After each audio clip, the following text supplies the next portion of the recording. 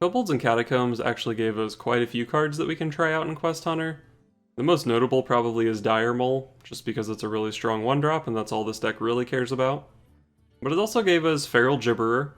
I don't actually think this card is very good because it's a 1-mana 1/1, but in theory it's a single card that can activate your quest on its own, so I guess it's worth trying out. Maybe more notable than Dire Mole actually is Spiteful Summoner, because it gives us a way that we can actually win the game despite playing a ton of bad cards. Because it turns out, on turn 6 playing a 4/4 plus a random 9-drop is pretty ridiculous. And since we're playing Quest Hunter, we want a ton of minions anyway, so it's pretty easy to just go for a Spiteful Summoner package. I think most of the time we probably just keep Spiteful Summoner in the opening hand, it's that good. And then the other new card I'm playing is Sneaky Devil. I figured I'm probably going to have a bunch of trash 1-drops on the board at all times, so Sneaky Devil giving them all +1 attack could be pretty relevant. I considered just playing Timberwolf instead of Sneaky Devil. It's also a 1-drop, which does contribute toward the quest, but it only affects beasts, and I'm playing, a couple pirates, 4 elementals, Feral Gibberer's not a beast, Ackerous Veteran's not a beast. It also affects some of my bigger stuff like Kaliseth and Spiteful Summoner. And if I'm not going to play Sneaky Devil in this deck, where am I going to play it? It's also pretty nice that it's just a thing you can play on turn 4, which this deck doesn't really have otherwise. Like, yeah, you can also play Timberwolf on turn 4, but it's probably going to die, and you're probably hero powering along with it since your hand is just going to be 1-drops that you've already dumped on turns 2 and 3. Plus, sometimes you can play Sneaky Devil on turn 4, and then like turn 8, maybe you go Tundra Rhino, Triple Raptor, and you've still got the +1 buff from the Sneaky Devil. Just seems like it kind of makes sense. And then, I don't know if I mentioned this already, but we still got Prince Kaliseth. Seems good with a ton of 1-drops, we don't really need 2-drops. And it's the kind of card that can just help win a game completely on its own.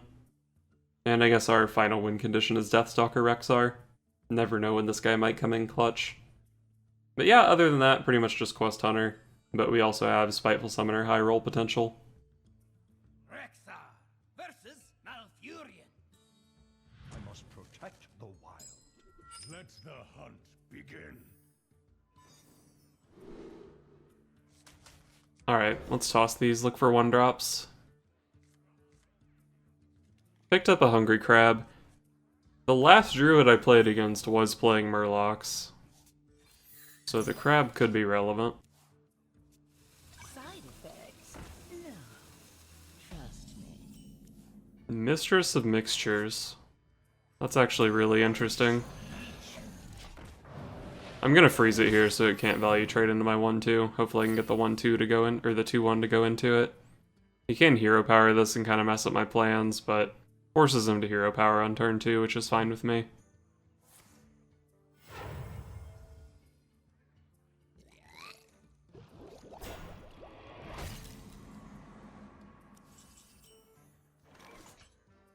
Well, I guess I just spam my 1-drops here.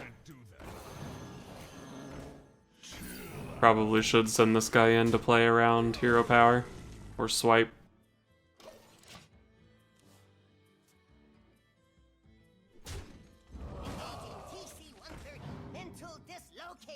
He stole the best one.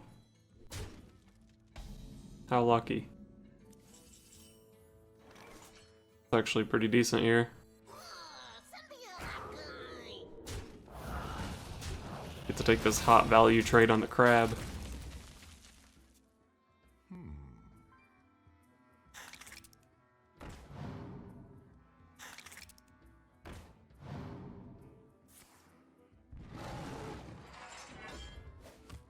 There have been many Hungry Crabs played this game, but not so many Murlocs.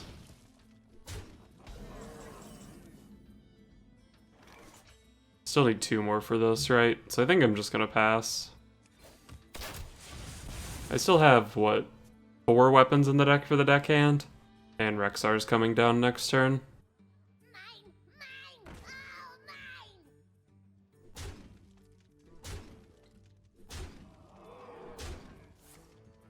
Oh right, this is the Spiteful Summoner deck. Does that deck always play Mistress of Mixtures?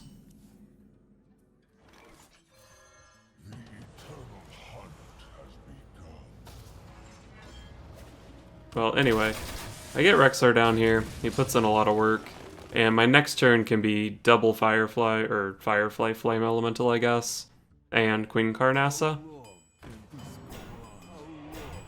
Side effects? No. Trust me. I might be better off just hero powering, though. Seems like my 1/2s aren't very good into this board.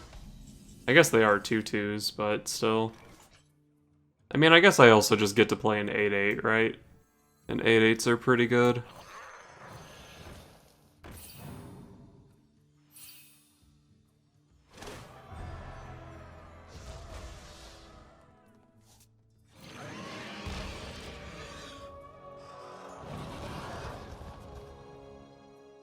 So I have 15 Raptors and 20 non-Raptors. Not even half my deck. Engaging TC-130 into dislocator. Okay. I'm definitely getting pretty wrecked on board here.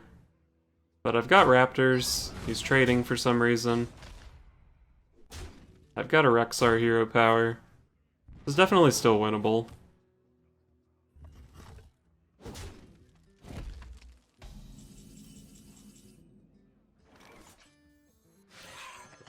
Hopefully I can just flood the board here.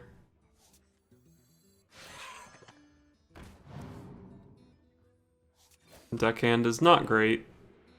If I take the Bear Shark, there's some chance I can play it this turn, but it does seem pretty unlikely. I'll just take it because it's cheap going into the future anyway.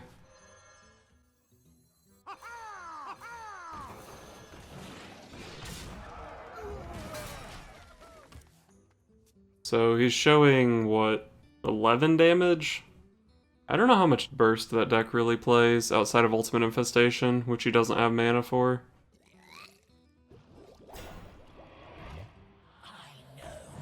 I might be able to get the board here, but I'm not sure if I beat just Ultimate Infestation to the face.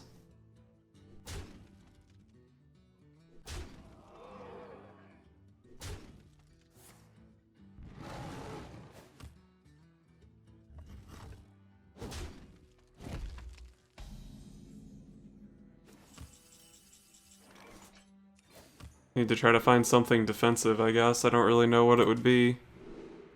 None of these.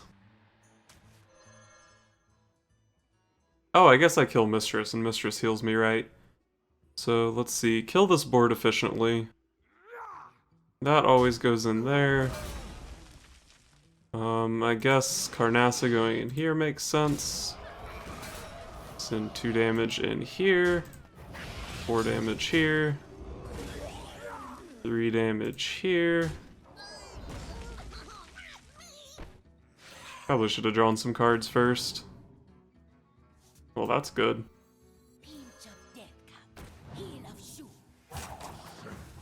Hopefully this isn't some 9-drop that punishes me for trading the way I did. Oh my god, that's so good. Okay, I'm out of range of Ultimate Infestation. Oh no. The counter. I don't think anything he can get is better than Obsidian Statue, though. Hell yeah. Dude, the deck did everything that game. I finished the quest, I played the Sneaky Devil, the Spiteful Summoner. I guess I didn't play Keleseth. I didn't play Gibberer. It did cool stuff, though. Rexar versus Gul'dan. Your soul shall be mine. Let the hunt begin.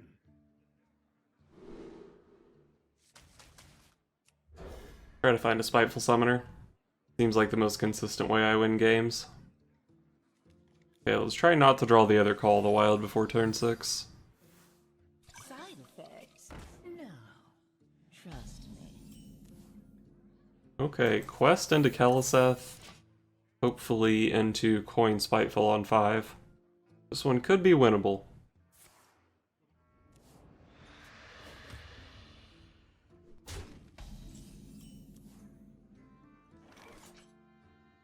Truth is found in death.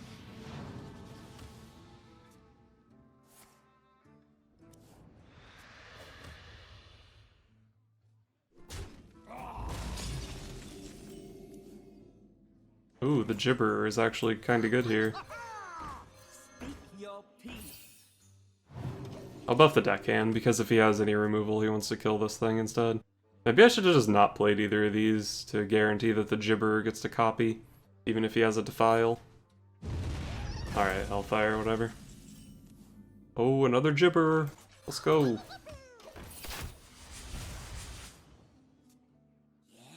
Oh yes. They'll serve. Alright, I get the copy. Heck yeah. Probably still best to coin out the Spiteful, though. There's always the risk that I draw my other spell this turn. And plus, it's just a huge power play.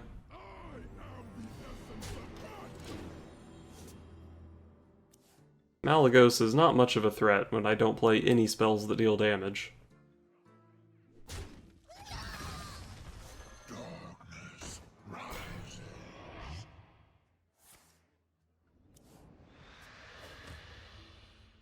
Me.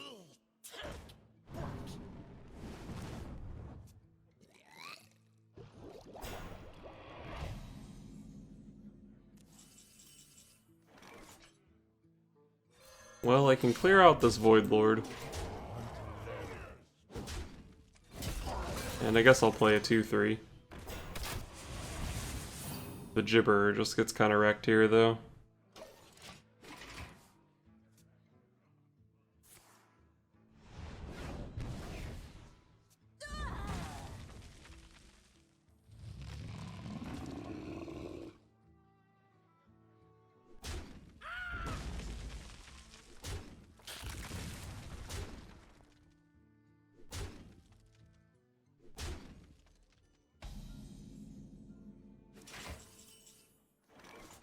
Alright, so I can play Carnassa here. That's gotta be the play. Then we'll take out the Tar Creeper.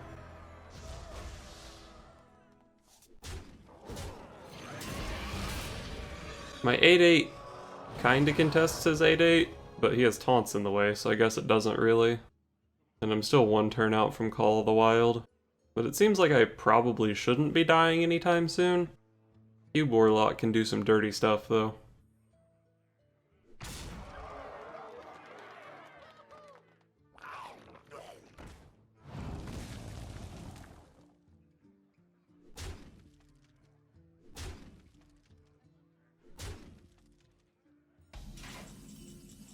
Wow, he just killed his 8-8 for me? What the hell?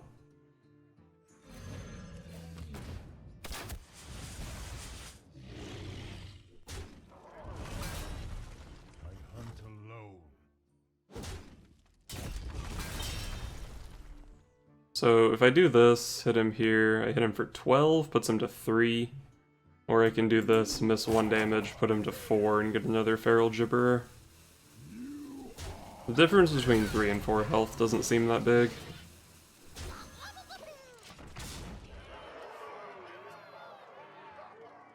So is there a reason that he cubed his giant last turn? Am I somehow dead here because of that? He needs 9 from hand. Can't be double Doomguard, can't be Doomguard faceless. Maybe it's just like a Twisting Nether. But then he's just dead to Call of the Wild.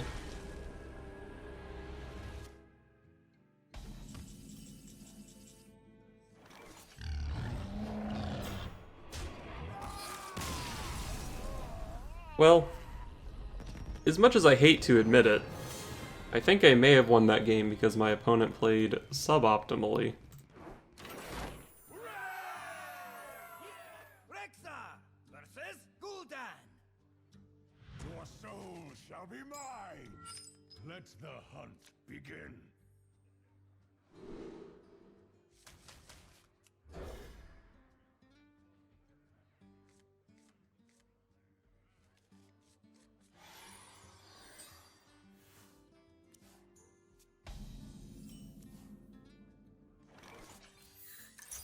Alright, I have a lot of 1-drops. I've got a charging deckhand.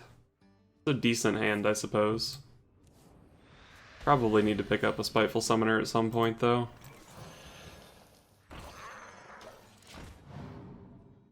Let's just get some stats on the board here. I only need to pick up 2 more 1-drops. Me. Might even be able to play Queen Carnassa on curve this game.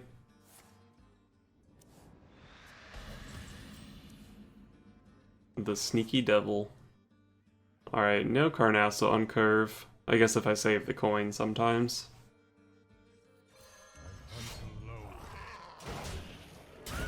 Let's just bow that down, protect the health on my guys. And then next turn might even be like Sneaky Devil, coin, Southsea deckhand. Wow. That's actually terrifying. Because the fact that he did that makes it feel a lot like he's got a really strong turn 5 and just didn't want to get wrecked this turn. I have coin though, so it can't really be like lackey packed. And maybe I'm just threatening lethal here. 5, 6, 7, 8, 11 on board. That takes a lot of my power away. Wow, he just has double coil. That's gross. Under Rhino. If I play out the Rhino here, it threatens a 1-drop into Carnassa top deck. Sneaky Devil, of course, pushes a little bit more damage. I could even coin a hero power as Sneaky Devil. It'd let me push 10, which doesn't even set up lethal from no board next turn. I guess it kind of does if I assume he can't kill the Sneaky Devil, but that's probably not very realistic. Let's just do this. Oops, almost forgot to attack with the Rhino. It should be pretty difficult for him to deal with this 2/5. He might have an upgraded Spellstone from the Hellfire turn. Looks like he does. He's gonna heal for 7 here.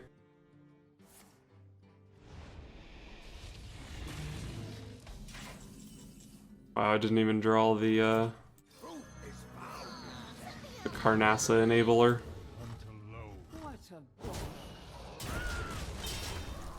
Kaliseth seems like it should be a pretty good draw though. But I've only seen one board clear, so have to imagine my board is getting cleared here. But that's when I just hit Spiteful Summoner into King Crush, right? Easy. Oh shit, he died. Okay. Sometimes you just beat him up.